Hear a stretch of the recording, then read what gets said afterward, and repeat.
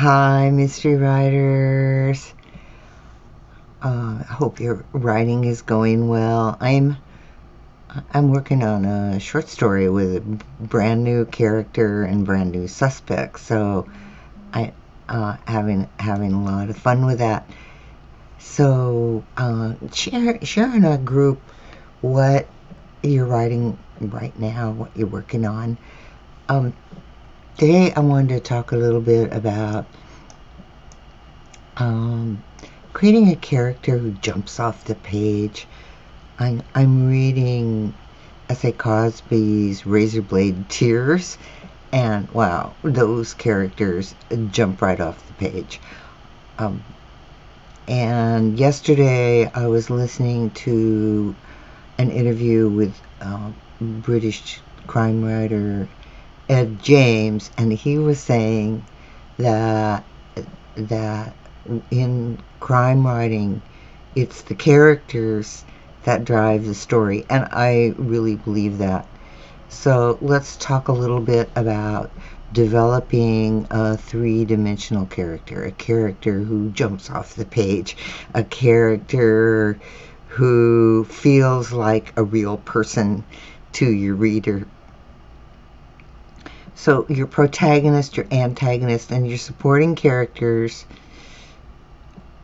who appear well-rounded in your story get your reader into the story because it feels real. They feel real as characters. Readers engage with characters who have a personality. It doesn't matter how tall or short they are or what their hair color is. Their personality filled with their quirks and their strengths and their shortcomings brings that character alive on the page. And also just a warning, a character who feels all good or all bad won't feel human to a reader. So they're the opposite of a three-dimensional character. These one-dimensional characters are flat. Your reader really has no feelings about their success or failure because they aren't emotionally engaged with that character. So first of all, to create characters filled with humanity requires you, the writer, to know more than you may show on the page. And you'll know how your character reacts under pressure or relaxing. And you'll know how they speak and act.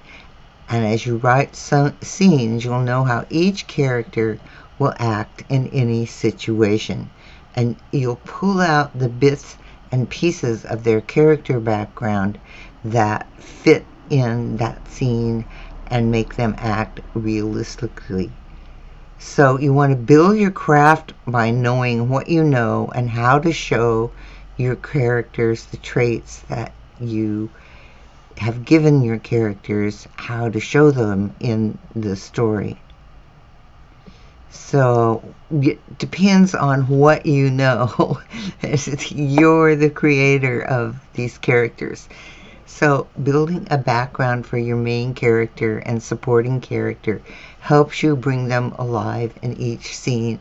So you want to make sure to have some kind of character Bible where you keep all your notes about each of the characters.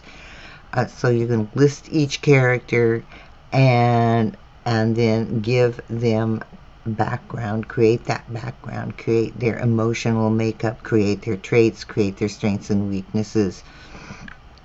Because in order for them to feel three-dimensional, you need to know many different facets of their character and then pick the one that fits in a particular scene. So I hope that makes sense to you. It's just so much more important to know your character's personality makeup because that's what engages your reader. You're going to spend your time working on the principal characters, of course, but make sure that you include every character in your story, and especially for us as mystery writers, we want a good solid character background for each of those suspects. And you'll be able to reference those details as you write without trying to remember whether the scar was on the left or right temple. That's one of the ways your character Bible helps you. It's right there. You've already written it down. So, character background information. The time you spend creating details and background for your characters helps you understand how they work, how they interact with other characters, and how their flaws hold them back, and how they create conflict for themselves and for the protagonist. So because those details bring your character to life. So to make characters realistic and keep them from being a stereotype, you need to develop that background. The more important the character's role in your story, the more attention and detail you want to add in that character background. Now, this is a personal opinion, but for me, the problem with any of those pre-formatted character study things is that they focus on too little detail, or they go into a long list of details without getting to the heart of understanding the character. I think if understanding your character is the most important thing you can do when you're creating that character. You want to focus on understanding your character's personality rather than their height, weight, eye color, etc., because you could change those physical details and still have the same personality that drives your character into conflict and helps them find resolution. So you may not use all the information that you have in your character background, but it gives you the ammunition, as it were, to find the right piece of information when you are creating a scene. You need to know your character physically, emotionally, and socially. So you want to know their habits and mannerisms. This is one of their like clues for your reader about what that character is like. Their vivid and realistic behavior pulls your reader into the story. A shy character may look down at the ground or turn their head away when speaking. And an excellent method for getting in touch with your character is to walk them through a typical day, their work habits, their meals, their recreation, their friends, where they hang out. You want to know all these things so you can drop in the details as you need them in your story. Also, what I find very helpful is listing speech patterns, because speech patterns, favorite sayings, or repeated phrases that reveal how they respond to events, because that makes their dialogue sequences recognizable.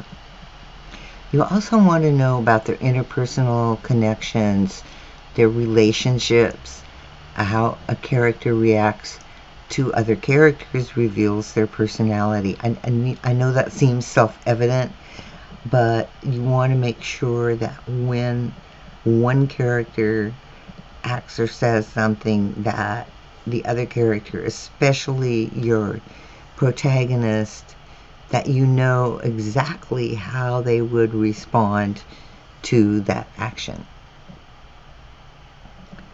So, just for example, when a character pats someone on the back, you know one thing about them, but when they avoid another character on the street, you know something else about them. So, just counter those behavioral traits about their personality and use them in your story. And you want to know their relationships with the people around them, their uncle, their spouse, their parent, their child. You want to know their work connections, you want to know their friends, and you want to know their enemies. Enemies make great opposition to add additional conflict in your story. You want to know who supports them in that circle of people that they know and who doesn't support them. And you can use these details in dialogue and action to reveal your character to your reader. And of course, stories are built on conflict, so you need to outline your character's conflict responses. You know how your character normally responds to a conflict, and this is a great setup in your story. So early on, there's a conflict, and your character responds in their normal way to conflict, whatever that is, however you set that up. But you want to build many plot elements that thwart your protagonist. And so first you're going to introduce those normal responses early on, and then put your character in a situation where those normal responses don't work. Okay, so now your reader knows your character and expects them to respond a certain way because you set them up for this, and now it's not going to work. So you're building tension as well just through your character's personality. And this works for all your characters, the antagonists, the opponents, even love interests. So spend time with this. Really think about the conflict responses for your characters. So think about them in two levels. One, their first normal conflict response, and then if things get really tough, what is their conflict response for things they don't exactly maybe know how to respond. It isn't a natural response. They've got to come up with something. So you want to think about those conflict responses as well. And then backstory. All your characters, especially your main characters, need backstory. That doesn't mean you need to put a lot of it into your story, but you, as the author, need to know that backstory, because the characters don't enter the story as a blank slate. They've filled their whole life with incidents, large and small, that impact how they behave and how they react in the story. So create vivid and impactful backstories for your characters so you know what that backstory is. Knowing your character's backstory gives you the rich details you can add to deepen the reader's interest and understanding. It's not a major portion of your story, but it is something you can use to help your reader understand your character. I think this especially works if you're writing a series.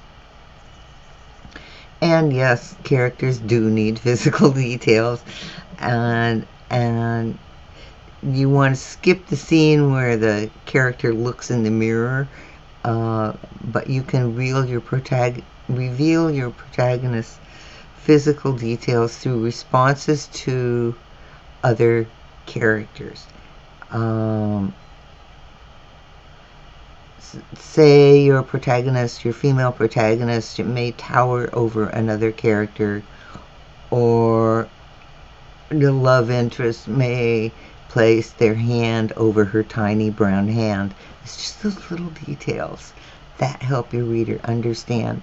Remember, too many physical details is too much. You just want to hint at them so each reader can create a picture in their mind.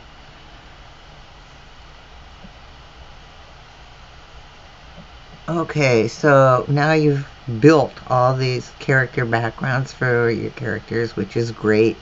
And now it's time to think about what to show. And what to show really depends on your story, because those different facets of your character are going to show up depending on where they are, who they're with, and what they are doing. But as you bring up those facets, you're showing those dimensions that make them feel human to your reader. The key is to balance what you know about your character with tidbits of information you place in the story. You won't share everything about your character. You're just going to use the information that you have that is appropriate in the scene that you're writing. Character information, if you've done it well, if you built a good solid background, it's just like research. You may use 20% of it in your story, even though you've built this huge character background.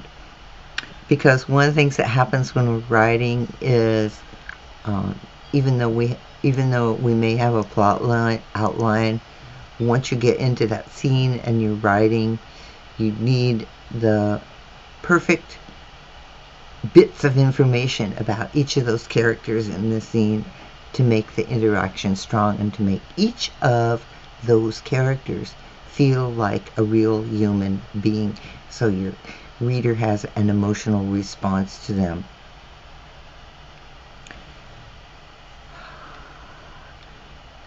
So a little bit more, you want to know where this is especially true for your protagonist, you want to know where they excel, what they don't do well, and emotional vulnerabilities, their flaws, and their insecurities.